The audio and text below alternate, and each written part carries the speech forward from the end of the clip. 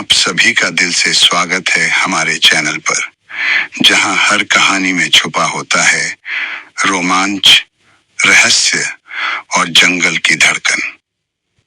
अगर आपको हमारी कहानियां पसंद आती हैं, तो कृपया चैनल को लाइक करें, सब्सक्राइब करें और अपने दोस्तों के साथ शेयर करें। आपका समर्थन ही हमारी सबसे बड़ी ताकत है। दोस्तों, कुछ व्यक्तिगत कारणों की वजह से मैं समय पर कहानियां नहीं ला सका, जिसके लिए मैं आप सभी से दिल से क्षमा चाहता हूं। साथ ही कुछ तकनीकी समस्या के कारण आवाज में थोड़ी खड़खड़ाहट हो सकती है। कृपया इसे नजरअंदाज करें। हम इस समस्या को जल्दी ही ठीक कर लेंगे। अब पेश है उस कहानी का पहला भाग, जो आपको हिमालय की तराई से तल्ला देश के घने जंगलों तक ले जाएगी। यह हिस्सा शुरू होता है एक अद्भुत दृश्य से।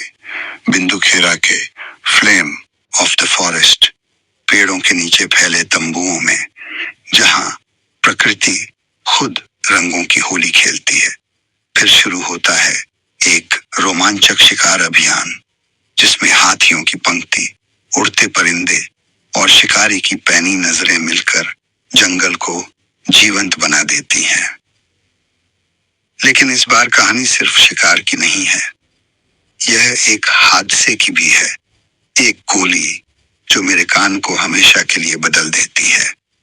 और फिर उसी दर्द से उबरने की कोशिश में मैं निकल पड़ा तल्ला देश के उस नरभक्षी बाघ की तलाश में, जिसने पूरे इलाके को दहशत में डाल रखा था। तो आइए चलें उस सफर पर, जहां हर मोड़ पर है खतरा, हर रात में है सन्नाटा और हर सुबह में है उम्मीद। एक शिकारी की, जो अपने जख्मों से लड़ते हुए जंगल के सबसे खूंखार शिकारी को चुनौती देने निकल पड़ा है। कहानी का नाम है तल्ला देश का नरभक्षी, और यह हिस्सा है उस यात्रा की शुरुआत, जहां डर और साहस आमने सामने खड़े हैं। चलते हैं साथ उस जंगल की ओर। हिमालय की तराई में ऐसा मोहक और भव्य दृश्य कहीं और नहीं मिलता। जैसा कि बिंदुखेरा के फ्लेम ऑफ द फॉरेस्ट पेड़ों के नीचे, जब वे अग्नि जैसी लाल नारंगी कलियों से खिले होते हैं। कल्पना कीजिए, सफेद तंबू, ऊपर फैली आग सी लपटों जैसी नारंगी छतरी, और उन शाखाओं पर नाचते गाते लाल सुनहरे मिनीवेट, सुनहरी ओरियोल, गुलाबी सर वाले तोते, सुनहरी पीठ वाले कठफोड़वे और तारों जैसी कलगी वाले ड्रोंगो। उनकी फड़फड़ाती पंखों से झरते फूल जमीन पर कालीन सा बिछ जाते और तंबुओं के चारों ओर एक अग्निरंगी चादर ओढ़ा देते। पीछे घने जंगलों से ढकी तराई, उनके ऊपर उठती हुई पर्वत श्रृंखलाएं, और उन सबके शिखरों पर हिमालय का अनंत बर्फीला साम्राज्य, मानो धरती और आकाश के बीच बसा कोई स्वर्ग। यही था हमारा बिंदुखेरा का डेरा। फरवरी 1929 की एक ठंडी सुबह। बिंदुखेरा, सिर्फ एक नाम, एक ठिकाना, पश्चिमी छोर पर फैले उस विशाल मैदान का, जो 12 मील लंबा और 10 मील चौड़ा था। पुराने समय में, जब सर हेनरी रैमजे कुमाऊं के शासक थे, तब यह मैदान खेती की हरियाली से लहलहाता था। पर मेरी कहानी के समय वहां बस 3 छोटे से गांव बचे थे, जिनमें कुछ खेत उस सुस्त बहती धारा के किनारे किनारे सिमटे पड़े थे।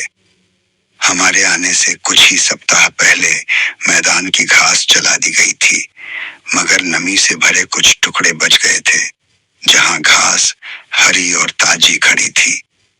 इन्हीं हरे द्वीपों पर हमें उस शिकार की उम्मीद थी, जिसने हमें बिंदुखेरा बुलाया था।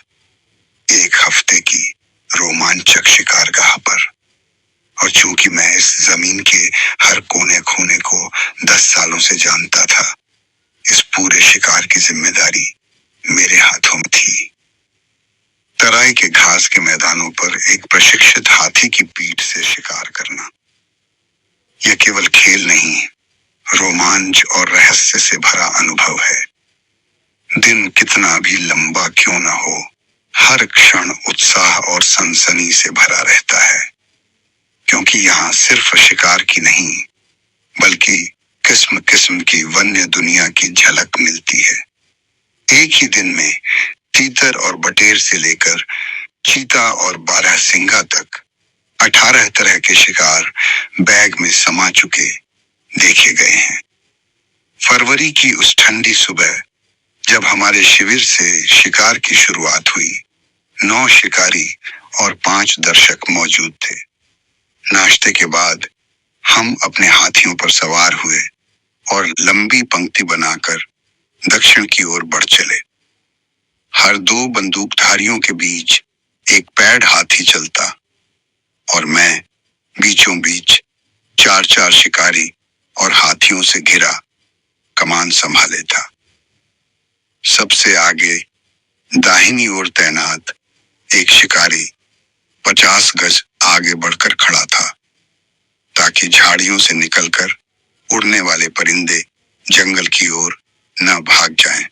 याद रखिए, अगर कभी आपको हाथियों की इस पंक्ति में जगह चुनने का मौका मिले तो हमेशा किनारे, फ्लैंक का चुनाव करें, मगर तभी जब आप बंदूक और राइफल दोनों में माहिर हों, क्योंकि जानवर हो या परिंदा, हाथियों की पंक्ति जब उसे उठाती है तो वह हमेशा किनारे से निकल भागने की कोशिश करता है, और तब वही शिकार सबसे मुश्किल होता है जिसे बाकी सब चूक चुके हों।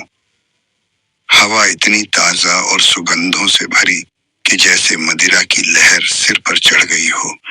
यही नशा परिंदों की रगों में भी दौड़ता, और नतीजा ये होता कि शिकारी और शिकार दोनों ही उतावले हो उठते।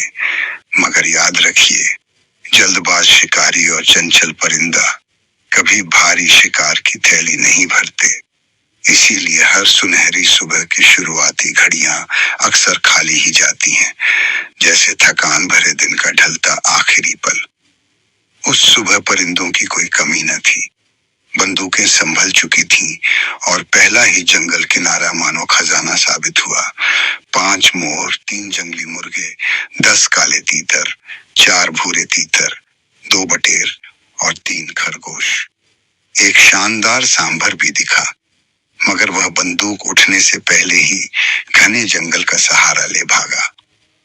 जहां जंगल की जीभ सी जमीन में कुछ 100 गज तक मैदान में फैली थी, वहां मैंने हाथियों की पंक्ति रोक दी। यह टुकड़ा मोरों और जंगली मुर्गों से भरा रहता था, मगर गहरी नालों से कटा हुआ था। ऐसे रास्ते से हाथियों को गुजारना खतरनाक था, खासकर इसलिए कि उस दिन एक शिकारी पहली बार हाथी की पीठ से बंदूक चला रहा था। यही जंगल, यही जगह। कुछ साल पहले विंडहैम और मैं बाघ की तलाश में पहुंचे थे, और यहीं घने हाथी घास के बीच मैंने पहली बार देखा था कार्डिनल चमगादड़। ये अद्भुत जीव दिखने में मानो रंग बिरंगी तितलियां छांव से छांव तक उड़ते हुए एक रहस्यमयी जादू सा बुनते हैं, और मेरी जानकारी में इन्हें सिर्फ वहीं देखा जा सकता है जहां हाथी घास का सागर सांस लेता हो। पंक्ति को रोककर मैंने हाथियों को पूरब की ओर मोड़ दिया। एक एक करके वे क्रम से बढ़े, और जब अंतिम हाथी भी बीटन जमीन से निकल गया तो मैंने उन्हें उत्तर की ओर मोड़ दिया। अब हमारी नजरें सीधे हिमालय की तरफ थीं, और ठीक हमारे सामने आसमान में एक चमकदार सफेद बादल लटका था, इतना ठोस कि मानो स्वर्गदूत उस पर नृत्य कर सकते हों। 17 हाथियों की पंक्ति की लंबाई जमीन की घास पर निर्भर करती थी। जहां घास घनी, वहां मैंने पंक्ति को 100 गज में समेटा, और जहां विरल, वहां इसे 2 गुना फैला दिया। उत्तर दिशा में लगभग 1 मील तक बढ़ते हुए हमने 30 और परिंदे और एक तेंदुआ तक अपने नाम कर लिया। तभी पंक्ति के ठीक सामने से एक जमीनी उल्लू फड़फड़ाता उठा। कई बंदूकें उठी, मगर तुरंत झुक गईं, क्योंकि पहचान हो चुकी थी कि वह सिर्फ एक उल्लू है। ये जमीनी उल्लू, जो पेंगोलिन और शाही के पुराने बिलों में रहते हैं, साधारण उल्लुओं से बड़े होते हैं, पंख फैलाते ही सफेद दिखाई देते हैं और उनके पांव भी लंबे होते हैं।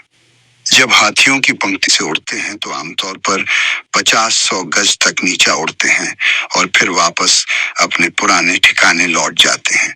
मगर उस सुबह का उल्लू अलग था। 50-60 गज तक सीधा उड़ने के बाद अचानक वह गोल गोल चक्कर काटते हुए ऊपर उठने लगा, और तभी कारण भी सामने आ गया। जंगल के बाएं हिस्से से बिजली की गति से एक बाज से गया पेरेग्रिन फाल्कन निकल कर आया। उल्लू अब अपनी जान बचाने की बेताब कोशिश कर रहा था।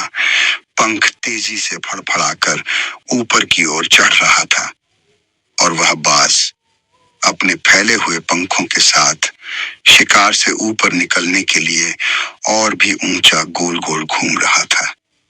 सांसें थम चुकी थीं, नजरें बंदूकों से हट चुकी थीं, यहाँ तक कि महावत भी मंत्रमुग्ध होकर उस मौत और जीवन की जंग को ताक रहे थे।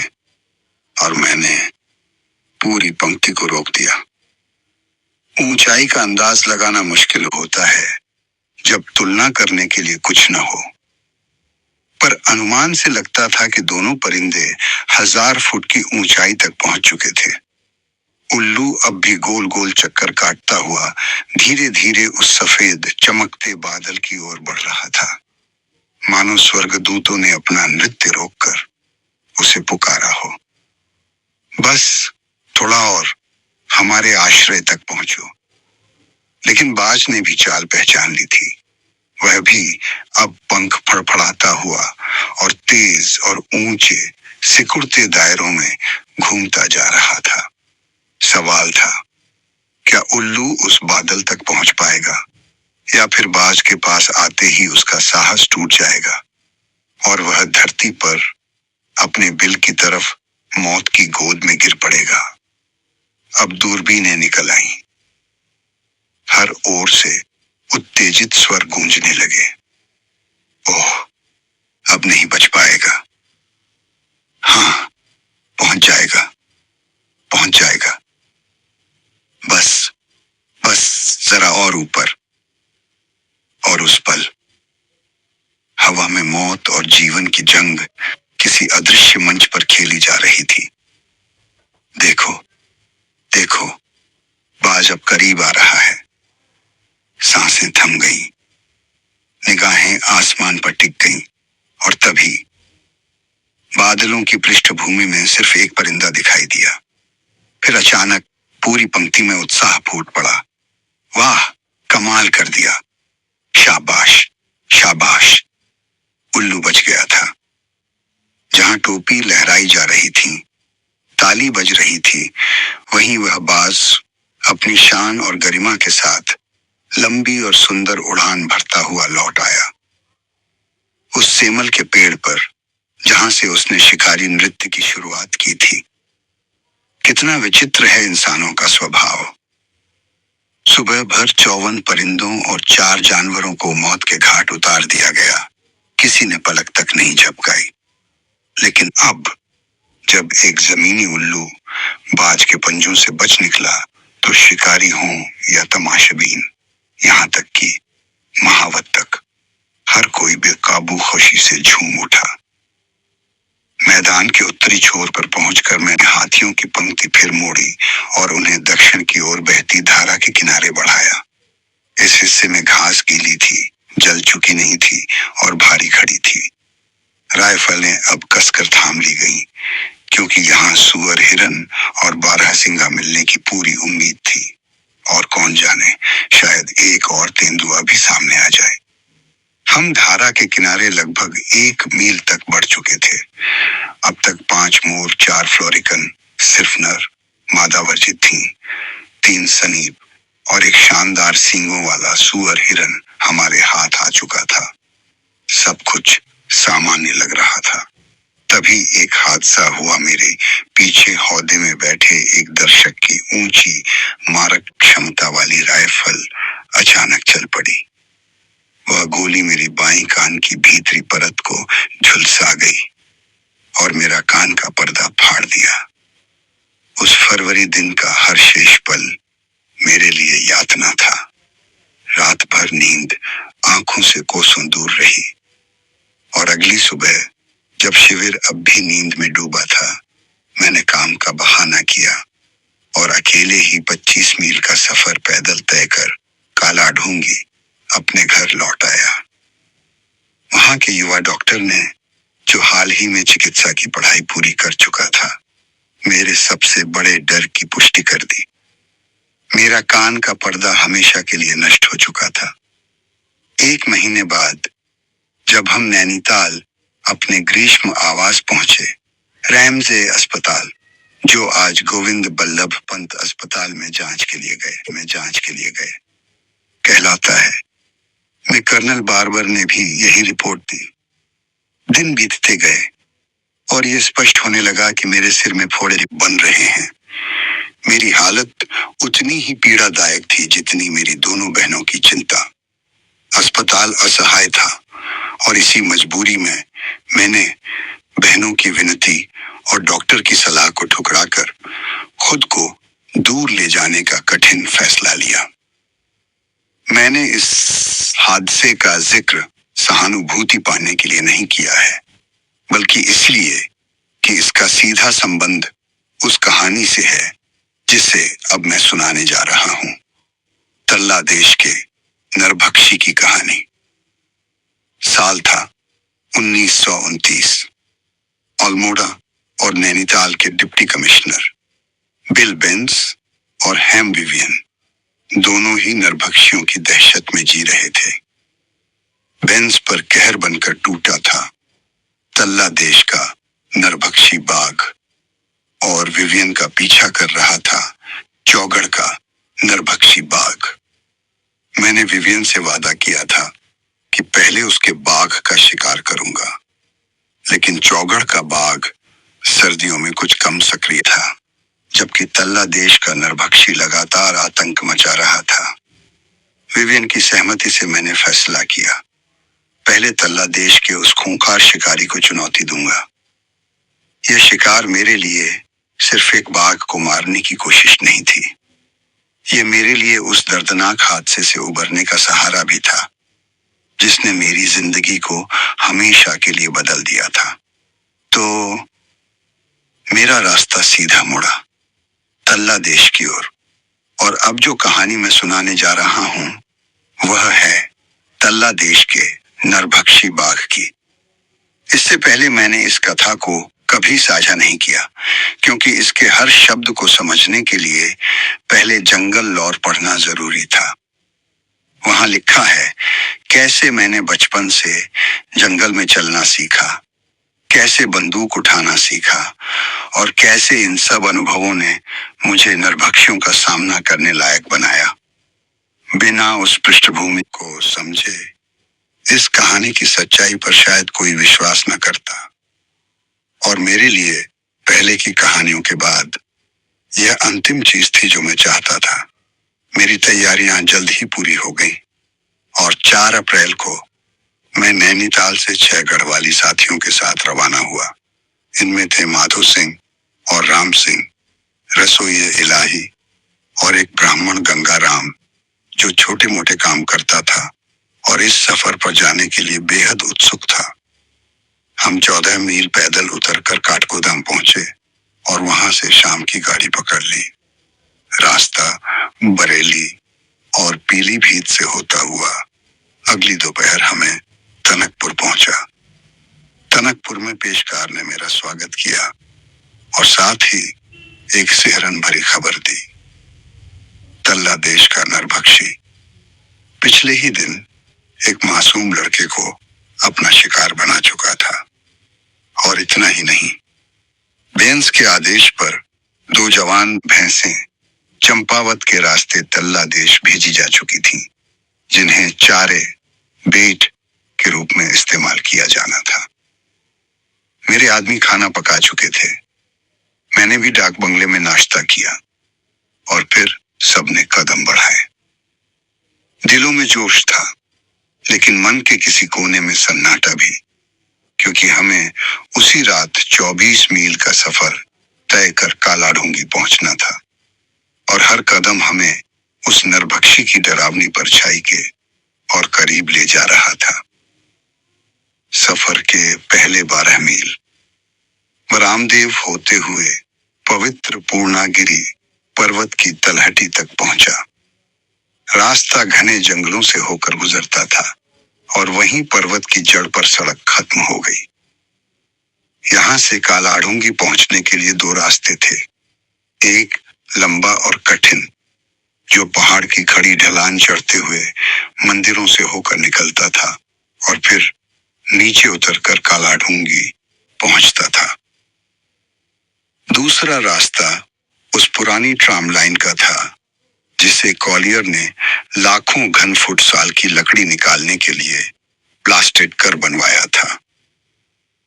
सरदा नदी की गहरी खाई से होकर 4 मील तक जाने वाली वह ट्राम लाइन कब की बह चुकी थी, लेकिन उसके निशान आज भी खड़ी चट्टानों पर मौजूद थे।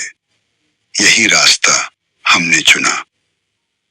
भारी सामान ढो रहे गढ़वाली साथियों के लिए यह रास्ता बेहद कठिन था और जब तक हम आधे रास्ते तक पहुंचे, रात घिर आई। खाई के भीतर सुरक्षित जगह ढूंढना आसान नहीं था।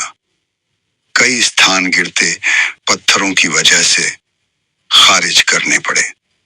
आखिरकार एक संकरी चट्टान मिली, जहां ऊपर लटकती चट्टानें कुछ सुरक्षा का आभास दे रही थीं। यहीं डेरा डालने का फैसला हुआ। मैंने भोजन कर लिया और जब मेरे साथी बहती नदी से बहकर आए बहाव की लकड़ियों से आग जलाकर खाना बना रहे थे, तभी मैंने कपड़े उतारे और अपने कैंप बिस्तर पर लेट गया। वह बिस्तर जो मेरे साथ लाए गए गिने चुने सामानों में से एक था।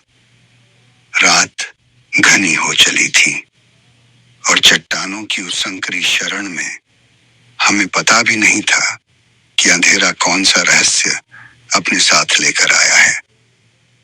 दिन बहुत गर्म था और हम टनकपुर से उतरकर अब तक 16 मील की दूरी तय कर चुके थे। मैं थकावट के साथ आराम से बैठा रात के भोजन के बाद सिगरेट का आनंद ले रहा था। तभी नदी के दूसरी ओर पहाड़ी पर अचानक 3 रोशनी की चमक दिखाई दी। नेपाल के जंगल हर साल अप्रैल में जलाए जाते हैं। पहली नजर में मैंने सोचा शायद हवा के झोंके ने किसी मृत लकड़ी में अब तक धुंधली राख को आग दे दी, लेकिन जब मैंने ध्यान से देखा तो 2 और रोशनी थोड़ी ऊपर दिखाई दी और फिर बाएं वाली रोशनी धीरे धीरे नीचे आकर मूल 3 में से बीच वाली रोशनी में मिल गई। तब मुझे एहसास हुआ जो मैं आग समझ रहा था वह आग नहीं बल्कि स्थिर रोशनी थी, लगभग 2 फीट व्यास की, बिना किसी धुएं या झिलमिलाहट के, एकदम स्थिर। और जैसे जैसे और रोशनी दिखाई देने लगी, कुछ बाएं कुछ ऊपर की ओर, तब मुझे समझ आया कि यह सिर्फ आग या संयोग नहीं था। शिकार पर निकले किसी शक्तिशाली व्यक्ति ने शायद कोई मूल्यवान वस्तु खो दी थी और उसके लोग लालटेन लेकर खोज में निकले थे। यह विचित्र समाधान था, लेकिन उस हिमनदी से बहती दूर की ओर की नदी के उस पार बहुत कुछ असामान्य और रहस्यमयी हो सकता था। मेरे साथियों की दिलचस्पी भी मेरी तरह ही उस रहस्यमयी रोशनी में थी। नीचे बहती नदी एकदम शांत, और रात में हर ओर सन्नाटा था। मैंने उनसे पूछा, क्या वे किसी आवाज या किसी हलचल को सुन सकते हैं? दूरी लगभग 150 गज थी, लेकिन उन्होंने कुछ नहीं सुना। दूसरी पहाड़ी पर क्या हो रहा था, इसका अनुमान लगाना व्यर्थ था। दिन भर की थकान के बाद हमारा शिविर जल्दी ही नींद में डूब गया। रात के किसी समय ऊपर की चट्टान पर एक घुराल डर के मारे छींक पड़ा और थोड़ी देर बाद एक तेंदुआ अपनी दहाड़ लगाकर गूंज गया। हमारे सामने लंबा सफर और कठिन चढ़ाई इंतजार कर रही थी। मैंने अपने साथियों को चेतावनी दी थी कि हम जल्दी शुरुआत करेंगे। पूरब में हल्की रोशनी दिख रही थी। तभी मुझे गर्म चाय का प्याला दिया गया। शिविर तोड़ना, कुछ बर्तन और कैंप बिस्तर सहेजना जल्दी निपट गया। रसोइये और मेरे गढ़वाली साथी एक एक करके बकरी के रास्ते से गहरी खाई की ओर बढ़े, जहां कभी कॉलियर ने मिट्टी के पुल पर लोहे का पुल बनाया था। मैंने अपनी निगाहें उस पहाड़ी की ओर घुमाई जहां हमने रात में रोशनी देखी थी। सूरज उगने को था और अब दूर की वस्तुएं स्पष्ट दिख रही थीं। मैंने पहले अपनी आंखों से, फिर दूरबीन से हर इंच पहाड़ी को देखा, ऊपर से नीचे और नीचे से ऊपर तक। कोई इंसान नहीं दिखाई दिया। पहली थ्योरी की तरह कोई धुंधली राख या जलती लकड़ी भी नहीं थी। यह क्षेत्र 1 साल से नहीं जला था।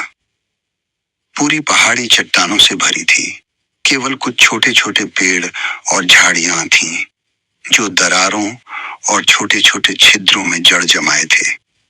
और जहां रोशनी दिखी थी, वह एक सीधी चट्टान थी।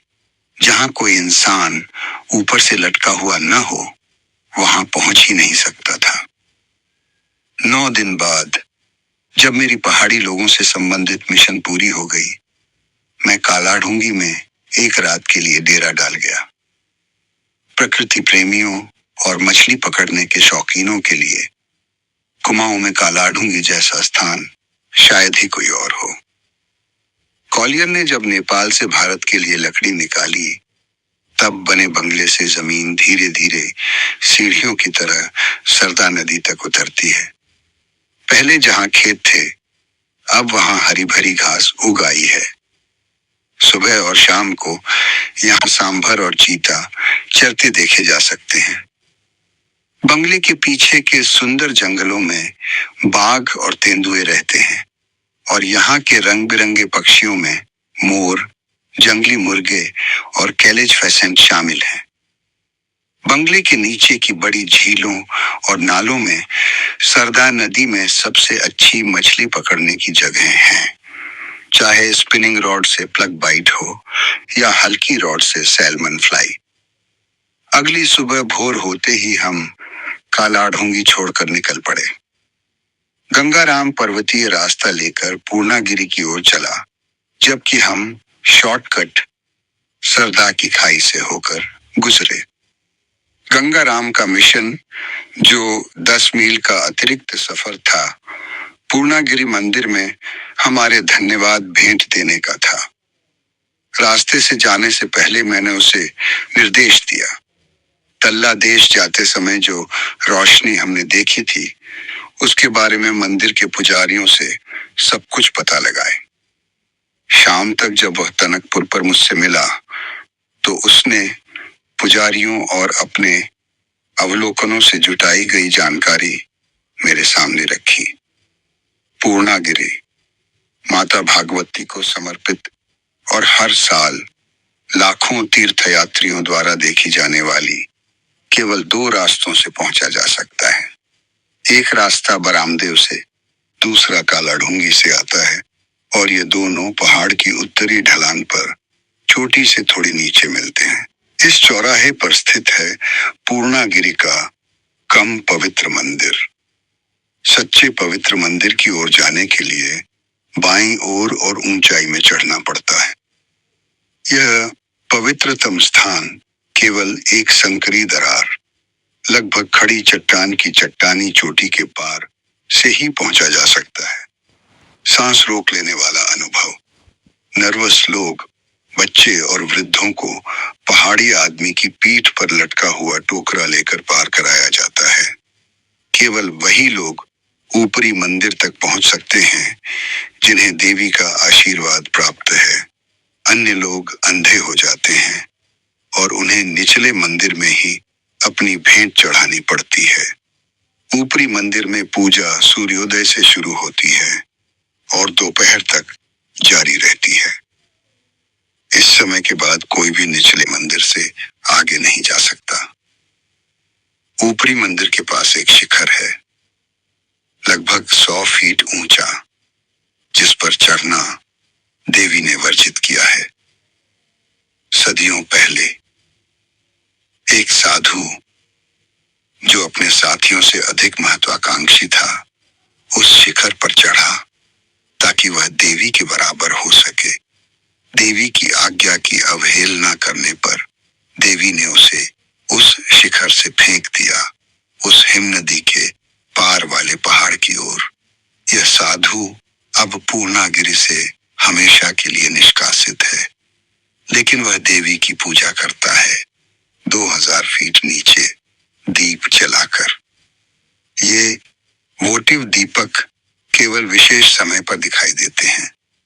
हमने इन्हें 5 अप्रैल को देखा और केवल वही लोग इन्हें देख पाते हैं जिन्हें देवी का आशीर्वाद प्राप्त है। यह आशीर्वाद मुझे और मेरे साथियों को मिला क्योंकि मैं उस मिशन पर था जिस पर देवी की दृष्टि पहरेदार की तरह थी। संक्षेप में, यही वह जानकारी थी जो गंगाराम पूर्णागिरि से लेकर आए और टनकपुर पर हमारे ट्रेन का इंतजार करते समय मुझे सुनाई। कुछ हफ्तों बाद मुझे पूर्णागिरि के रावल उच्च पुजारी का दौरा मिला। वे मेरे पास उस लेख के सिलसिले में आए थे जो मैंने स्थानीय अखबार में पूर्णागिरि की रोशनी के विषय पर प्रकाशित किया था।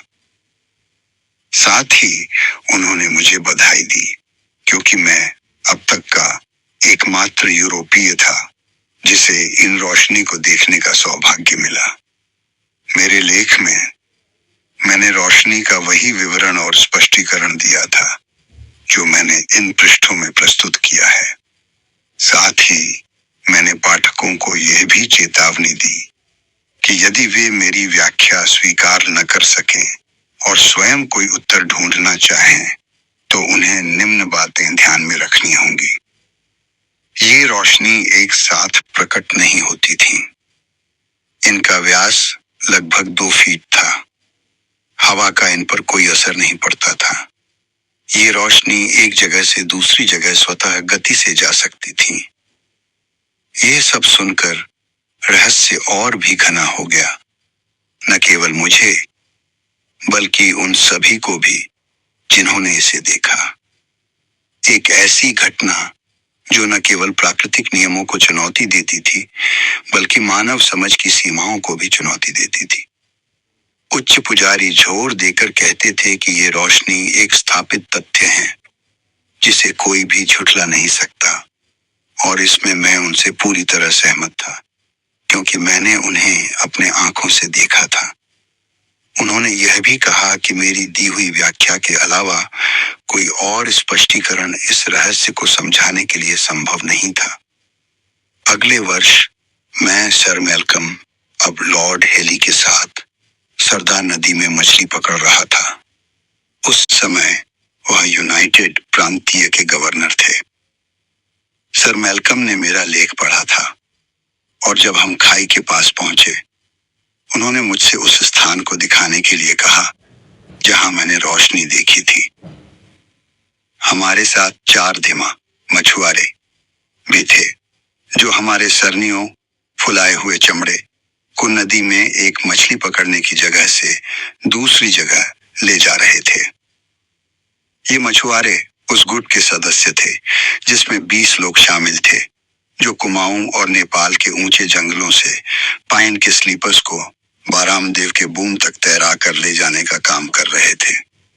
यह कार्य लंबा, कठिन और बेहद खतरनाक था। इसमें साहस की आवश्यकता थी और नदी के हर मोड़, गहरे पानी और छिपे हुए खतरों की पूर्ण जानकारी होना अनिवार्य था। कॉलियर द्वारा चट्टान से उकेरे गए उस शेल्फ के ठीक नीचे, जहां हम अपने साथियों के साथ रात बिताकर तल्ला देश की ओर बढ़े थे, एक संकीर्ण रेत का किनारा था। यहीं मेरी अनुमति से धीमा मछुआरों ने सरनियों को किनारे पर लाया और हम नाव से उतर गए। मैंने उन्हें उस स्थान की ओर इशारा किया जहां रोशनी दिखाई दी थी और पहाड़ी पर उनके मूवमेंट को रेखांकित किया। सर मैल्कम ने कहा कि शायद दिमाओं के पास इसका कोई स्पष्टीकरण हो या कम से कम इस रहस्य पर कुछ रोशनी डाल सके। उन्होंने दिमाओं की ओर मुड़कर पूछा। उन्होंने जान लिया था कि भारतीय से जानकारी प्राप्त करने का सही तरीका क्या है और वे भाषा भी पूरी तरह जानते थे। इसके बाद उन्होंने उनसे इन जानकारी प्राप्त की। उनका घर कांगड़ा घाटी में था, जहां थोड़ी खेती थी, लेकिन जीवन यापन के लिए पर्याप्त नहीं। वे ठाकुर दान सिंह बिष्ट के लिए सरदा नदी में स्लीपर्स तैराकर ले जाने का काम करते थे। वे नदी के हर कदम को बारीकी से जानते थे, यहाँ तक कि बारामदेव तक, क्योंकि उन्होंने इसे अनगिनत बार ऊपर नीचे किया था। उन्हें इस खाई के इस हिस्से में कभी कोई असामान्य घटना या रोशनी दिखाई नहीं दी थी। यह सुनकर रहस्य और भी गहरा और अधिक अद्भुत प्रतीत होने लगा, क्योंकि जो कुछ मैंने देखा था वह किसी साधारण व्यावहारिक अनुभव से बिल्कुल मेल नहीं खाता था। जैसे ही उन्होंने धिमाओं से मुड़कर बात की, मैंने सर मैल्कम से कहा कि उनसे एक और सवाल पूछें। क्या उन्होंने सरदा नदी पर काम करते हुए इन वर्षों में कभी इस खाई में रात बिताई थी? उनका उत्तर बहुत स्पष्ट था, नहीं। जब उनसे और पूछा गया तो उन्होंने कहा कि न केवल उन्होंने कभी खाई में रात नहीं बिताई, बल्कि उन्होंने कभी किसी और के ऐसा करने के बारे में भी नहीं सुना। उनका कारण यह था कि इस खाई में दुष्ट आत्माएं वास करती हैं। हमसे 2000 फीट ऊपर एक संकरी दरार थी, जो पीढ़ियों से तीर्थयात्रियों के नंगे पैरों से चिकनी हो गई थी। यह दरार लगभग 50 गज लंबी थी और एक खड़ी चट्टान पर फैली हुई थी, जहां कोई भी हाथ पकड़ने की जगह नहीं थी। पुजारियों द्वारा तीर्थयात्रियों की सुरक्षा के लिए जितनी सावधानी बरती गई, उसके बावजूद इस दरार को पार करते समय दुर्घटनाएं बहुत हुईं। जब तक कि कुछ साल पहले मैसूर के महाराजा ने लोहे की तार डालने के लिए फंड उपलब्ध नहीं कराया, जो निचले मंदिर से ऊपरी मंदिर तक चट्टान के सामने खींची गई। तो इस चट्टान के नीचे शायद आत्माएं हो सकती हैं, लेकिन मुझे लगता है वे दुष्ट नहीं हैं। तो यह था उस रोमांचक यात्रा का पहला अध्याय, जहां बिंदुखेरा की रंगीन वादियों से शुरू होकर एक दर्दनाक हादसे ने कहानी को मोड़ दिया और फिर शुरू हुई तल्ला देश के नरभक्षी की तलाश। यह सिर्फ एक शिकार नहीं, बल्कि एक घायल आत्मा की पुकार थी, साहस और संघर्ष की मिसाल। लेकिन असली कहानी तो अब शुरू होती है। अगले भाग में हम पहुंचेंगे तल्ला देश के उस जंगल में, जहां हर पेड़ के पीछे छुपा है खतरा और हर सन्नाटा एक नई दहशत की दस्तक देता है। वहां मिलेगा वो नरभक्षी बाघ जिसने पूरे इलाके को थर्रा दिया था, और साथ ही सामने आएंगे वो पल जहां शिकारी और शिकारी के बीच होती है असली टक्कर। तो जुड़े रहिए, क्योंकि अगला भाग है और भी ज्यादा रोमांचक, रहस्यमयी और दिल धड़काने वाला। आपका साथ ही हमारी सबसे बड़ी ताकत है। चैनल को लाइक करें, सब्सक्राइब करें और अपने विचार जरूर साझा करें। जल्द मिलते हैं अगले भाग में तल्ला देश के नरभक्षी की असली कहानी के साथ।